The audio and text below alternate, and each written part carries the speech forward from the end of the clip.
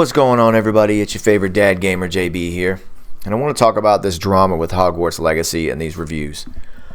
I ran a successful business for over a decade, and pretty much every consultant I work with had the same philosophy. If you want to burn your business down overnight, just start talking politics. Hogwarts Legacy reviews are out, and it's been a full day of drama for the most part. The very first review that popped up for me on YouTube today was from a very prominent PlayStation reviewer. I noticed the review was getting ratioed, but I watched it anyway, and it only took him 1 to 2 minutes before he started tearing into politics and trashing the source material's author. Some people roll their eyes when cancel culture is brought up, but it's a real thing. You can do some research online and find dozens of people who have had their lives ruined for one belief or another, and that's just scratching the surface. I read a story a while back about a CEO of a game company getting ousted and losing his company over his political views. And I saw another one of a woman who got fired for following someone on Twitter. Literally. That's crazy. It feels like politics is eking its way into every facet of our lives and is causing a tribalist mentality to take over the masses.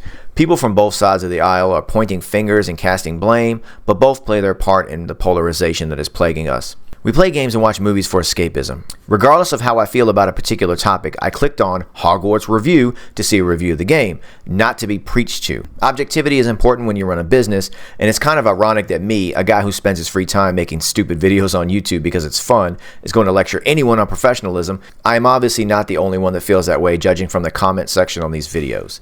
This herd mentality has turned politics into Monday Night Football, and we keep moving farther and farther apart in this country because of it. I see politics everywhere I look. Games and movies are about escapism.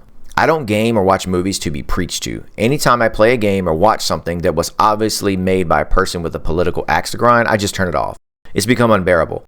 Journalists today forget what their job actually is and are usually the biggest culprits of this. Sites like Kotaku and PC Gamer, I've had to just stop reading because they interrupt my games reading with social political content that makes me feel guilty for even breathing. J.K. Rowling said some things that offended people. I get that. However, when you are a channel with hundreds of thousands of subscribers, you need to start looking at your audience as the customer because that's what they are. And from the comments I'm seeing, your customers don't look happy. You can get away with that nonsense on Twitter and Reddit due to overwhelming bias at times, and I think a lot of these people spend way too much time on those toxic platforms.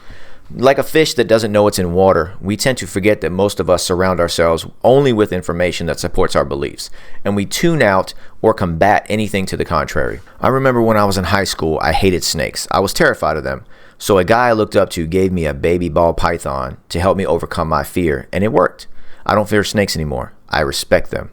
Same with spiders. I'm terrified of them. If spiders could fly, I would never leave my house. So I recently bought a domesticated jumping spider. He's sitting next to me right now, actually. Now I'm not afraid of them. Does that mean I'm going to go pick up a spider when I see one? Heck no. There's a small line between fear and respect, and I feel like they share some of the same behavioral traits, but fear comes mainly out of ignorance. Kind of like how everyone is at each other's throats, refusing to listen to opposing viewpoints.